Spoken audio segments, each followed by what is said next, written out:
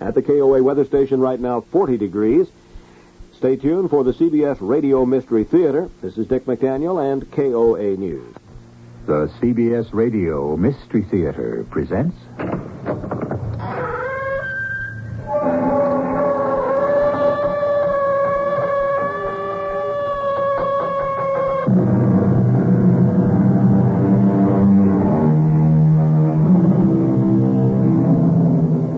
Come in. Welcome. I'm E.G. Marshall. When you come right down to it, there are three mysteries we experience which have much in common. The mystery of dreams, the mystery of hope, and the mystery of evoking imagination. Mystery Theater best fulfills the last one, but it is the first two enigmas we will explore today. Hope, the fantasy of our waking hours, and dreams, those visions of both night and day to make our lives more bearable. It hasn't only been the money, Larry. Everything has conspired against my seeing Europe. It's a strange thing. I'm almost fated. If one believes in fate. I don't, Caroline. You are what you make of yourself. You do what you really wish to do. It's been my castle in the air. I'm almost afraid to talk about it anymore. Whenever I make plans, and it seems to come nearer, it all melts away.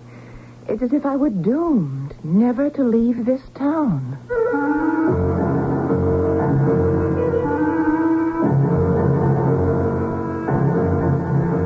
Our mystery drama, Tomorrow is Never, was adapted from a story by Henry James by James Agate Jr., especially for the Mystery Theater, and stars Marion Seldes and Larry Haynes. I'll be back shortly with Act One.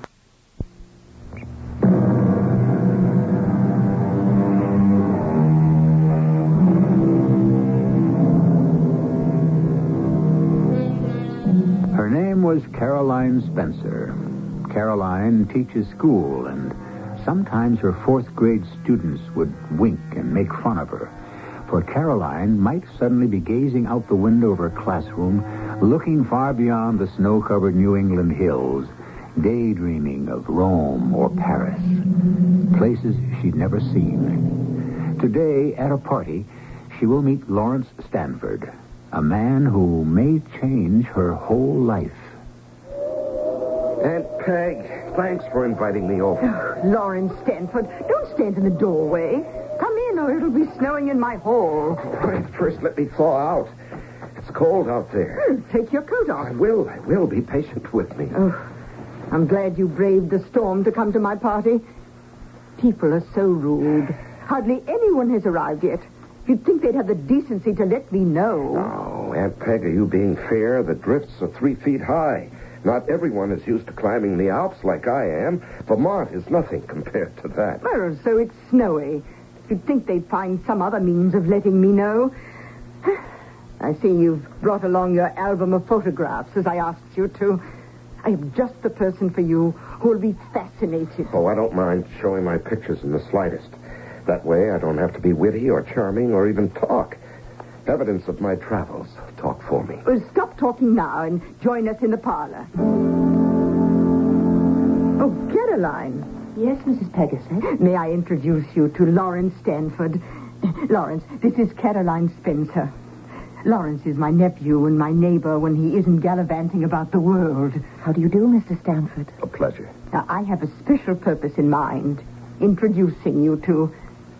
Lawrence, young as he is a world traveler. Oh, how wonderful. There, you see, Lawrence?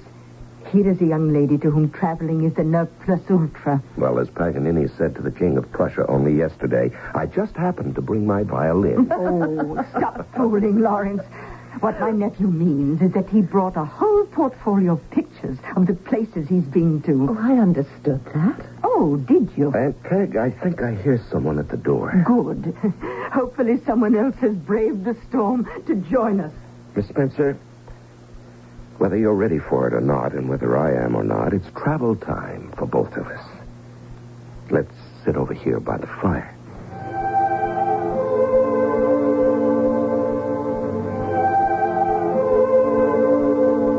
Now, on this page, some pictures I took in Switzerland.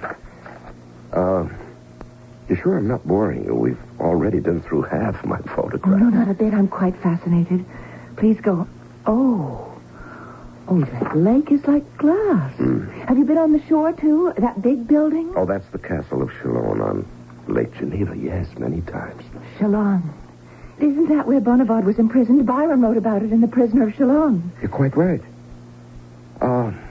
That one picture brings back Byron and his poetry. Oh, yes. And more. I see. Well, if you can understand how art and literature and music are all part of European life, I'd say that you are well equipped to visit many countries, Switzerland, Italy, everywhere. But if you want to see Europe as Byron described it, you'd better make your trip soon. The continent is getting sadly dis-Byronized. How soon must I go? I'd give you 10 years. Oh, I think I can go in that time. Well, you two have been sitting by the fire for an hour. Don't you want some tea? Can I get you a cup, Miss Spencer? Oh, thank you. Yes, just plain. No sugar or milk. Plain, no sugar, no milk. Cakes? Lawrence, come back here. I'll bring you both some tea. Are you sure, Aunt Peg? Besides, I may be taking up too much of Miss Spencer's time. Why do you think I invited you here? Now, put that portfolio back in your lap, and I'll bring you both a cup. Mrs. Pegasus is a sweet lady. Yes. How do you know my aunt? Well, 3 of her little grandnieces are in my English class. Oh, so that's what you do. You teach English. Well, with half a mind, really. Do you speak many languages? Well, after fashion, but well enough to make myself understood from Geneva to Rome. I envy you. Have you been over there many years? Well, it does mount up. Put all the visits together. And you've traveled everywhere. Oh, no, not everywhere. I love it, and happily I can indulge. All of this is like a fairy tale to me. I suppose it's all very expensive, isn't it? Europe? Well, depends how you go. The big ocean liners, they're expensive, but one can go third class. It takes no more than 2 weeks. Once you're over there, you can manage with very little. You can see a great deal if you spend it wisely. Well, I think I could. I've saved, and I'm always adding a little bit to it. And I don't mind doing without things as long as... Oh, well. There's that pot of gold at the end of my rainbow. Those countries. Their history. You must never give up that dream, Caroline. When your rainbow ends in such beautiful colors. You say that in such a kind way. I don't even mind your calling me by my first name. And yet we hardly know each other. Well, I didn't mean to be forward. My friends call me Larry. Oh, it's all right. I feel I can trust you. It hasn't been only saving up the money to go. It's been other things. I'm almost afraid to talk about it anymore. 2 or 3 times, it's come a little nearer, and I start making definite plans, and then I talk about it, and it melts away. I can't explain it, but I'm still possessed with a kind of madness to travel. Well, there's only one cure for it, and that is to make up one's mind and go. Keep believing, and you will. I've read and read. I've prepared my mind, I think, as well as anyone can. Not just Byron, but histories and guidebooks, Baedeker's. Mm-hmm. And when I'm at long last there, when I put my foot on that ground, I know I shall rave about everything. Well, as I say, the only cure is to go. Indulge in yourself. I've got a relative who lives in Paris. He's an art student. So it isn't as though I'd be completely alone. Yes, well, I'll be going back pretty soon. One has to. And I'll be looking for you, Caroline, and I'll expect to find you there. Well, here you are, you two. 2 cups of tea. Lawrence, I believe it stopped snowing. Well, my dear, meeting this young man is almost like an adventure with an explorer, isn't it? Oh, Mrs. Pegasus, you couldn't have given me a more enjoyable afternoon. I do appreciate it. Miss Spencer, Caroline, I'd better circulate a bit, or they'll accuse my aunt of inviting a very rude nephew. But if you do go abroad, remember, I shall be on the lookout for you. And I'll tell you if I'm disappointed.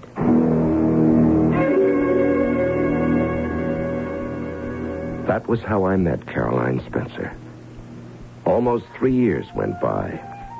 I was living in Paris. And in October, I'd gone to the French port, Le Havre, to meet my brother Freddie and his wife. I got there late. Their ship had already docked, and I finally found them at the Grand Hotel. Larry, how good to see you. You never get any older.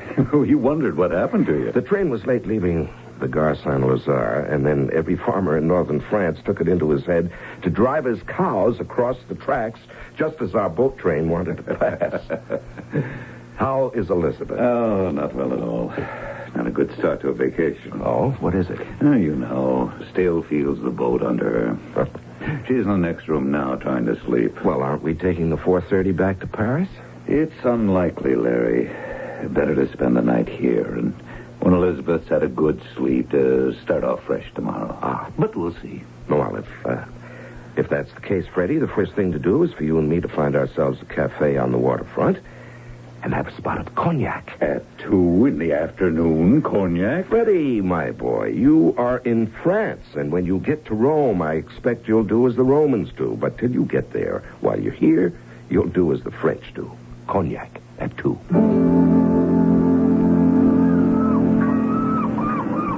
Cheers. To your health, too, Larry. Oh, and to Elizabeth's.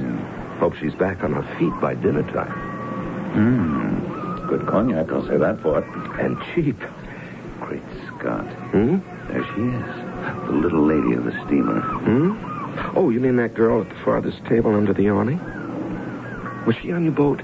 On deck from morning till night. She was never sick. And I needn't tell you how rough the Atlantic can be in October.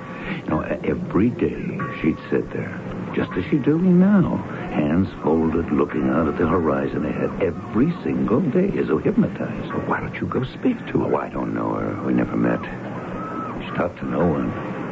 You know, I have an idea. She's a Yankee schoolmistress on her first trip to Europe. Yes. Yes, I think you're right. I think I'll speak to her. Oh, I wouldn't, Larry. She's very shy. Freddie, I know her. I'm sure I met her at a tea party at Aunt Peg's. Oh, well, matter of fact, I'm getting twinges of conscience about Elizabeth. I'll be starting back to the hotel. Well, I'll walk you back. No, it's just up the road. I can find it. Suppose you come knock at our door about 6, and we'll see if she's well enough for us all to go down and have an early dinner. Good afternoon. Beg your pardon? Oh, aren't you? Do you mind if I sit with you at your table? So, here you are in Europe. I hope you're not disappointed. It was you who showed me photographs of your travels. You're Mrs. Pegasus' nephew. I remember that afternoon so very well. Yes, so do I. So do I, Caroline. The last thing you said to me was, I'll tell you if I'm disappointed. And you're not. Oh, I can't begin to tell you how happy I am just to be sitting here in this cafe watching the people. It's like a dream. I've been right here for over an hour, and I don't want to move. Well, if you're that enchanted with poor, prosaic Le Havre, you'll have no admiration left for better things. There are so many more beautiful places just waiting for you. And why are you still in Le Havre anyway? Why haven't you gone on to Paris? Oh, it's quite a long story. It's because of my cousin, George. You see, he has all my money. It happens. There seems to be no end of naivete, of trusting people who believe the best of others. Caroline Spencer seems to be one of those, but not so Larry Stanford, who is beginning to feel compassion, if not care and conscience, for this neophyte innocent traveler. I'll be back shortly with Act 2.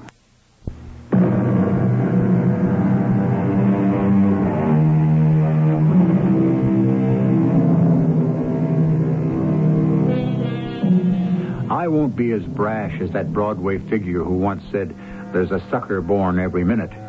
But when Larry Stanford heard the young schoolteacher had handed over all her savings for a European trip to a mysterious cousin, he was apprehensive.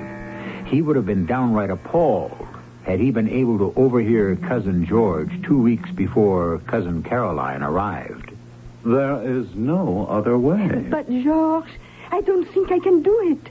My handwriting is terrible. Bertha, it will be good enough for this. I am supposed to be a French countess? Oh, if anyone can understand my handwriting, they would never believe it. I tell you, Bertha, it doesn't matter. She won't know the difference. Now, I've given you some nice, clean paper. There is the ink. Take up the pen and we'll begin. But, George, chérie, why am I writing this letter?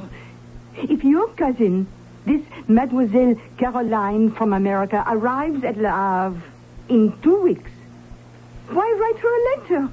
She won't receive it before her departure. Because, ma petite, I shall go to meet the ship when it arrives. And when I think the moment is right, I will give it to her to read. Now, write. Chère mademoiselle, I appeal to you as one woman to another. Woman to another. New sentence. Your wonderful cousin George. Oh, you don't think much of yourself, do you? Brother, will you stop this nonsense and write what I tell you? Look, I don't know whether my cousin is rich or not, whatever. She's certainly better off than we are. All I'm asking is to borrow some money until my chef-d'oeuvre, my big painting, is completed. Now, does that satisfy you? Then why this, I appeal from one woman to another? What are you up to, George? I want to know. I have a right. We are husband and wife, aren't we? You don't trust me. And why do I have to be a countess? I work in a bakery shop in my spare time. That's honest work, isn't it? You don't understand the romantic mentality of an American spinster. Now, shall we continue? When Caroline told me she'd handed her American dollars over to her cousin, I admit I was more than suspicious. I became alarmed. I can't say why, but it gave me a definite chill. And I suppose I looked uneasy as we sat together at that waterfront cafe. What a face you're making, Larry Stanford. It's all right. I hope so, Caroline. Then stop frowning. No, I'm wincing at the thought that half an hour after you land in Europe, your funds should have passed into someone else's hands. Is this cousin... George? George. Is he going to travel with you? Only as far as Paris. He's an art student. Yes, you told me that. He was an art student 3 years ago. I've always thought that so splendid. I wrote to him when I was sailing, but I never expected him to come all the way here to Le Havre. I mean, that's very kind of him, don't you think? He's very kind and very bright. Yes. But you say he has your money. Where did he go? Just to the bank to change some of my dollars. He said I should wait for him here. I haven't minded it a bit. I see. And when Cousin George returns, are you going to Paris? Well, George thinks I should stay here for a few days. Here? Poor man. Why do you say that? Oh, something's troubling him. He said when he came back with my French money, he'd have something important to tell me, and that we shouldn't really decide anything until he's told it to me. Ah, I thought so. He's been so thoughtful, so how can I not listen to him? Caroline, you did not come all this distance to listen to troubles, but to go to new places. Oh, I will. I have it all planned. That's him. Is he coming back? The tall one? Yeah, the one with the swagger stick and the red hair. And the velvet jacket. Don't you just love the velvet jacket? And the slouch hat. That's my cousin. I told you we'd be along. George, over here. How do you do? I'm Lawrence Stanford. I'm an old friend of Caroline. Hello. Oh, you were on the ship with her. Don't stand there, George. Sit down. He's got my chair. Well, fetch another one, silly. Larry, please stay. No. I think I'd better be off. My sister-in-law didn't make the voyage too well, and I want to get back, see how she is. Well, I was hoping to stand us all to a drink. Well, I'm afraid I haven't the time, but thank you. Caroline, in case I don't return to Paris this evening with my brother and sister-in-law, where are you staying here? I've put her into La Belle Normande. Isn't that a pretty name? It's a lovely old inn. Yes, it's a good place. I've been there myself. I know my way around, old chap. Au revoir.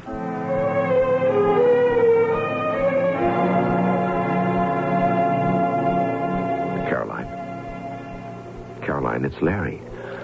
May I sit here? Oh, yes. You may if you wish. Beautiful evening, isn't it? Yeah. My brother and his wife have decided to spend the night, and we'll all go to Paris tomorrow.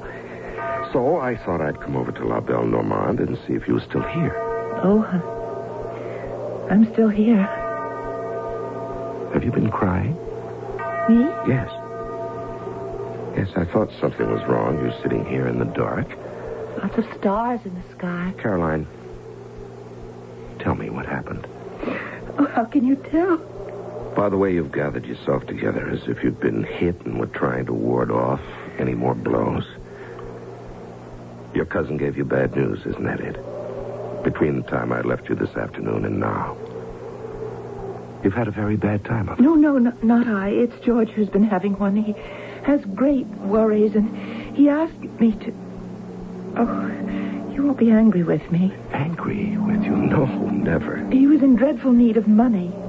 In want of yours, you mean? Oh, of any he could get. Honorably, of course. Oh, of course, honorably. And mine was all that was available. And he has taken all of it from you. Well, I gave him what I had. Oh, great Scott, Caroline. Is that what you call his getting money honorably, all you had? He's just badly in debt. Yes, no doubt he is, but what was the rush to take yours? Well, I felt so much for him. Yes, so do I. I hope at least he's going to give it back to you very soon. Oh, yes, as soon as he can. And when will that be? When he's finished his great painting. Oh, Caroline, you can't accept that. His great picture. He's an art student. Where is he now? He's in the dining room having his dinner. Why aren't you eating with him? Oh, I wasn't hungry. I wanted to be under the sky in this little courtyard. Well, you do understand, Larry. Look at that beautiful little outside staircase and a fountain with a small statue. I have to stay out here as much as I can, soaking it all up, breathing it. Caroline, listen Where to else me. in the world could you find such a place? I don't know what to say to you. You see romance everywhere, and this man, this cousin of yours... Caroline, you're too generous. He made the debts himself. He ought to pay for them himself. Oh, he's been foolish. George admits that.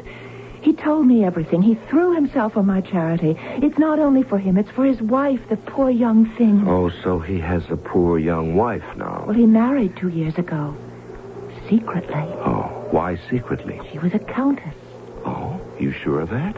Yes, she's written me the most beautiful letter. Asking you, whom she's never seen, for money? Asking me for confidence and sympathy. She's been cruelly treated by her family for marrying George. He told me that she's a beautiful young widow of a high-born count. I want you to read her letter.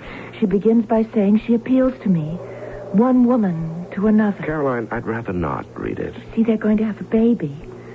There's not enough money even to feed it. How could I refuse George? My dear Caroline, my concern is for you. I don't want you to be stripped of every dollar you've saved for this trip for such a rigmarole. But it's not a rigmarole. I mean, how could I enjoy Europe knowing George and the Countess are suffering? Oh, yes, the Countess. Look here, she signed it, Countess Bertha. Mm-hmm. Oh, I shan't live any worse than I've lived. And besides, the next time I come, I'll go first to England to see Stratford, where Shakespeare lived. You speak of next time. What of this time? You're being used unfairly, Caroline. You've worked for that money. I don't know how many years. I'll be coming back. And I'll stay with George and the Countess. He said so. He insisted. And by that time, I'll have everything back that I loaned him. It's a loan, you know. You mean you're going home right away? Well, I've nothing left for the tour. You gave it all up. Well, it's just a loan. George insisted on signing notes for all of it, every dollar, even though I told him we're family. How large an amount, Caroline? Well, I've kept enough to take me back. Please, Larry, don't feel sorry for me.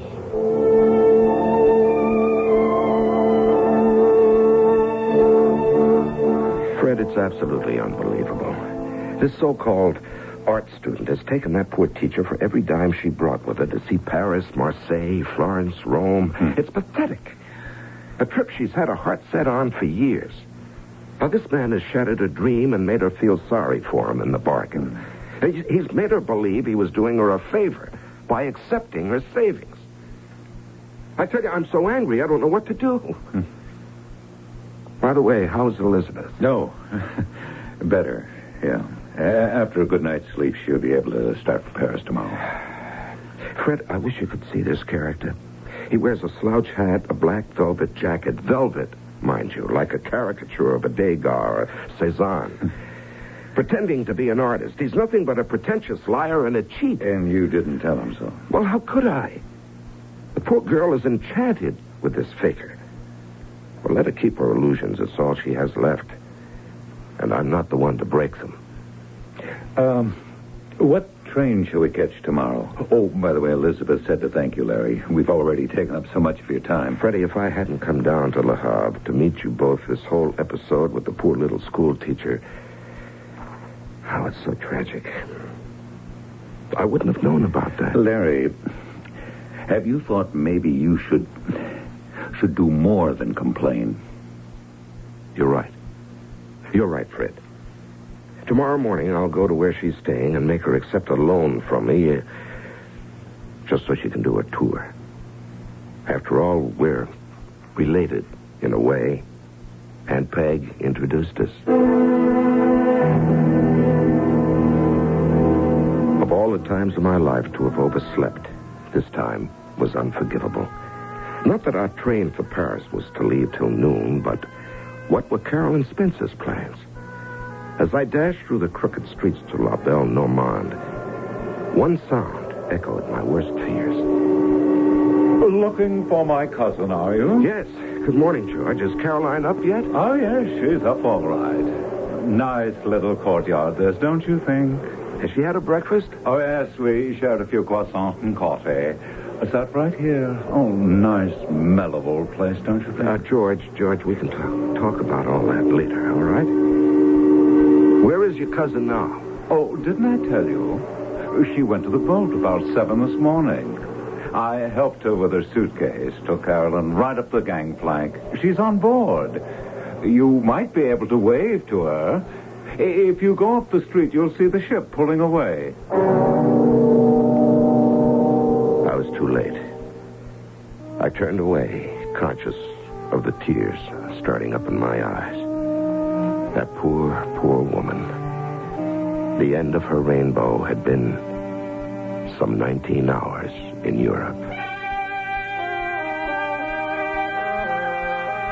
Describing his own technique, Henry James tells us, make the reader's general vision of evil intense enough, and his own imagination, his own sympathy or horror will supply him with the particulars. Precisely our aims and ambitions here on Mystery Theater. Indeed, were he alive today, what fabulous, spine-tingling dramas could Henry James have written for us? I shall return shortly with Act 3.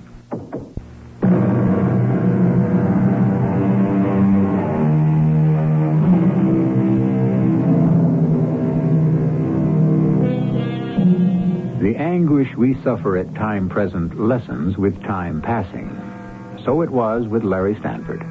For a long time, he did not forgive himself for having literally missed the boat and allowing circumstances to take over Caroline Spencer's life.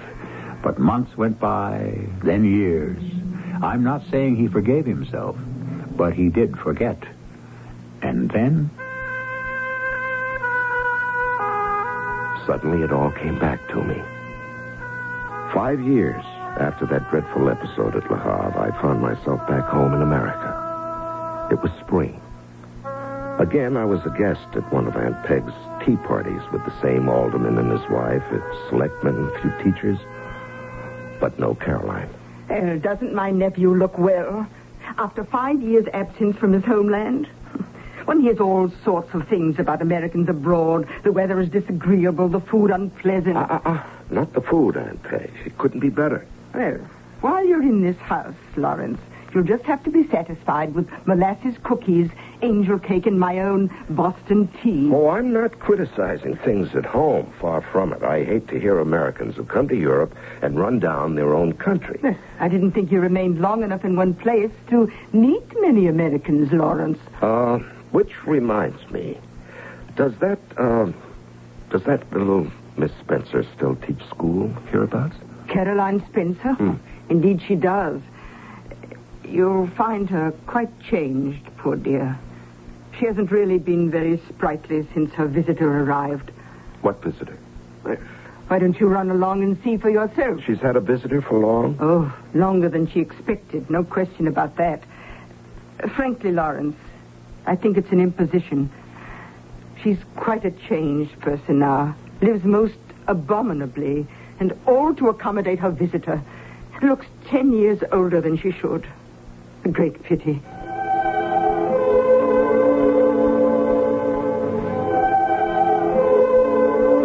Caroline Spencer did appear 10 years older, and it had been only 5. When I arrived the next day at about 2, it was at a drab little house at the edge of town. Caroline looked at me as though she wished I hadn't come, and then led me through a hallway up the back stairs to a tiny room which looked out on a small woodshed and 2 clucking hens.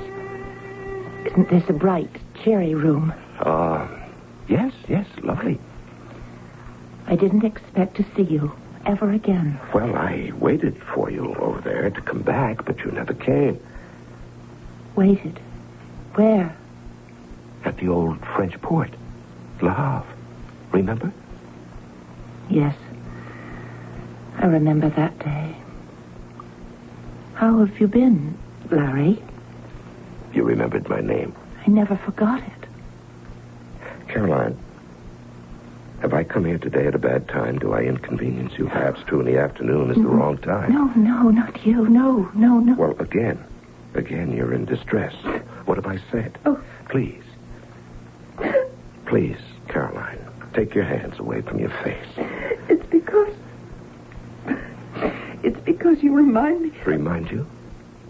Oh, you mean that miserable day in Le Havre? Oh, don't say that, please. It wasn't miserable. It was wonderful. I can't tell you how it felt going back the next morning to the inn and finding that you had retreated and to see the boat sailing away with you on it. Oh, can we not talk about that? And you've been here ever since? Yes, ever since. I hope at least your cousin repaid you that money. Oh, I don't care for it now. You don't care for your money? For going to Europe anymore. It's all over. Everything's different. I never think of it. The scoundrel never repaid you. Please. Oh, pardon, ma chère. I didn't know you had company. The gentleman came in so quietly. We didn't wish to disturb you in the garden. I know how much you like your afternoon nap. I have only interrupted to speak of my café. Will you bring it to me, please, under the little quince tree? I'll bring you your coffee. C'est bien. And don't forget again, you know. Bonjour, monsieur. Well, who in the world is that? It's getting a little close in here. Do you mind if I open the window? I don't usually because of the hens. There. Caroline, isn't this your own house?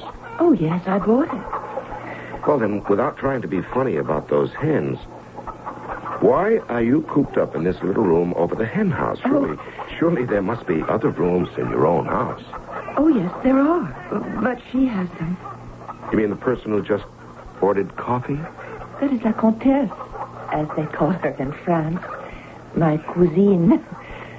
I told you about her that day, the letter she wrote me, remember? Oh, Cousin George's wife. Yes, disowned by her own family for marrying George. Uh-huh. And where is he? George is dead. Oh, I'm sorry. And what happened to your money? I don't know. And wasn't there supposed to be a baby? Oh, she never talks about it. I see. So on her husband's death, she came over here to live with you. Yes, she just arrived one day for a visit. How long ago?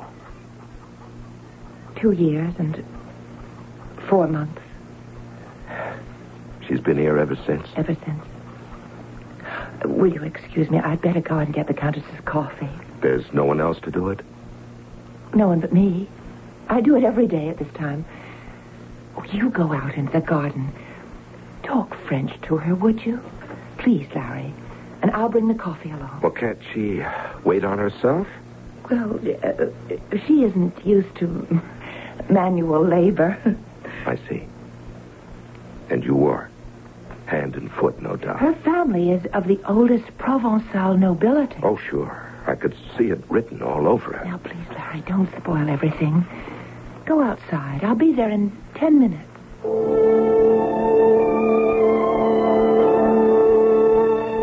I wandered out into the garden, where, seated under a tree, was this woman posing as a countess, living off Caroline Spencer. As I walked across the grass toward her, I knew in an instant all about her. A plump, dead white face, vulgar and common as any person from the streets of Paris. Monsieur? Oh, bonjour, madame. Bonjour. Please, be comfortable on the grass, monsieur. Unfortunately, there is only one chair. Ça m'est égal, madame. It makes no difference to me. Oh, I knew you could speak French. To think I would end in a foreign country, here, an exile. My family drove me away. Oh, you get used to it, but some things, no. For example, my coffee. All I ask is a little cup after breakfast. I see. And when do you have breakfast? At noon, as I always did. And the coffee is the last straw. I ask so little. A cup of black coffee with a drop of cognac. My cousine is charmante, but she cannot understand the habit of a lifetime. Every day I say to her, don't forget the drop of cognac. Well, let me go back into the house and see if I can rush things along. Caroline? Caroline, where are you? In the kitchen. I've forgotten where I left the tray.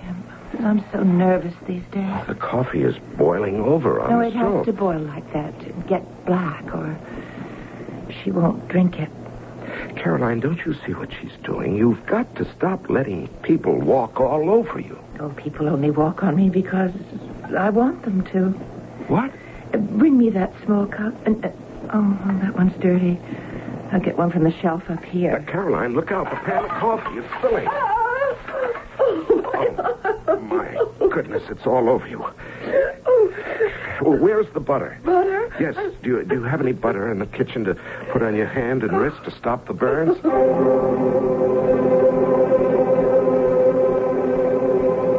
I don't think I can go on much more. It's too much for me. My strength has all left me. I don't know what to do next with my life. Caroline, what do you want to do? I don't care anymore. That's it. If only I could start my life over. I'm afraid no one can do that. I think you're the only person I've ever known, Larry, who didn't cheat me somehow. Even Cousin George? Oh, I suspected he wasn't what he made himself out to be, but I thought it was wicked to be suspicious. And his wife? She doesn't seem to behave like someone of noble birth, does she? Perhaps I just don't know Europeans, but, well, she's all I've got now. What else is there left for me? I've been cheated and made use of. My life is absolutely worthless. Is that what you tell your little students? Caroline, why must life be worthless? Why do you let people walk all over you? Are you afraid of life? Afraid? Why all this make-believe? Making yourself believe that by taking care of this vulgar, pretentious creature who happened to marry your cousin George, that this is Europe. That with her in the house, sipping your coffee, you're in a cafe at Le Havre. It's no such thing. Now, why do you fool yourself like this, Caroline? Life hasn't cheated you. You've cheated yourself. that what I'm doing? You, of all people, an intelligent, sensitive, educated woman. Caroline, get on. Get on with your own life. Live it. Not vicariously. Experience it firsthand. Oh, I'm so ashamed, Larry. You should be. Now, you must make that trip.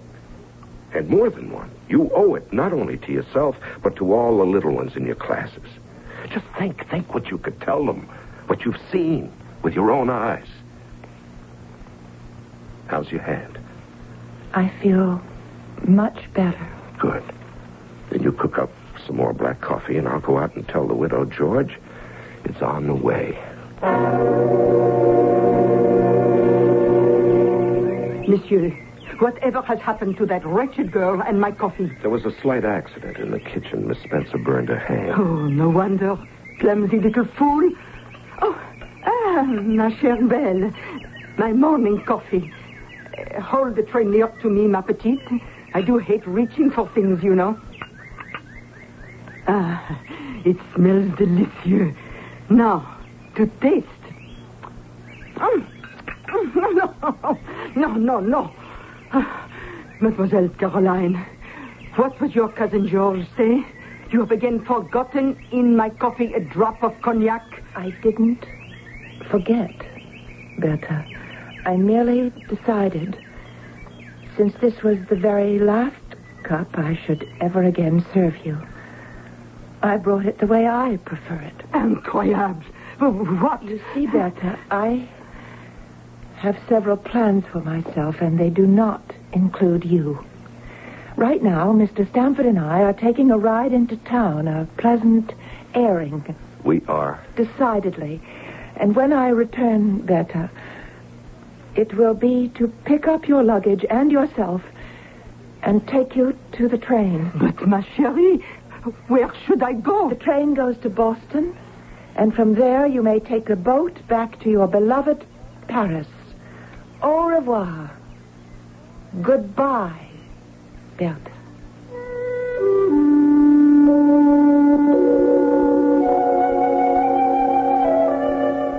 Was it common sense or the urging of a friend that caused the final turning of Caroline Spencer? The unfathomable and mysterious ways of man's behavior never cease to confound us. And as Byron himself said, never take a female's actions for granted. I shall rejoin you shortly.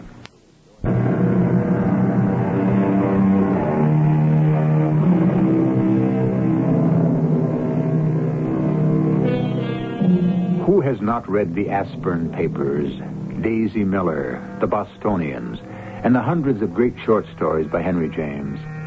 And who hasn't been horrified and hypnotized by the turn of the screw? In the countless volumes of this master writer, there is story upon story of man against evil, none the least of which is man himself. We hope the next time the name Henry James appears on our program listing that you will not fail to join us on Mystery Theater. Our cast included Marion Seldes, Larry Haynes, Ray Owens, and Bryna Rayburn. The entire production was under the direction of Hyman Brown. And now, a preview of our next tale. I am married, Yes, the legal documentation is already stored. but I don't know the girl. Why do you raise such an irrelevant point? It's just that the whole thing is such a surprise. Why? Certainly you knew that one day your marriage would be programmed. It's just that I thought... You thought... What is there to think about? Your home has already been selected and furnished. Furnished? In accordance with the registered and adjusted tastes and preferences of both of you. You will report there at once. Where? To North River. North River? But that's so far away. From what? Well, from my job. You have a new job. For the next 10 years, you and your married companion shall devote all your efforts and energy to producing your young. This is E.G. Marshall inviting you to return to our Mystery Theater for another adventure in the macabre. Until next time, pleasant dreams.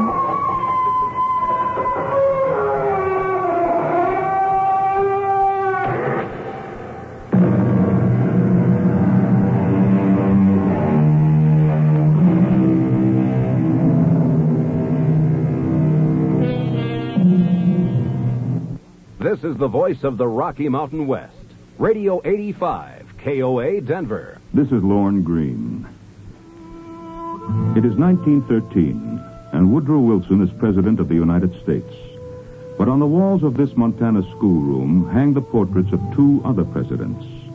George Washington and Abraham Lincoln stare down in a kind of benign severity upon the children working at their desks. It is nearly time for dismissal. Ruth Stoddard smooths back her hair in its tight bun at the nape of her neck. You've been listening to the OTR Gold Network. Find more classic radio at otrgold.com.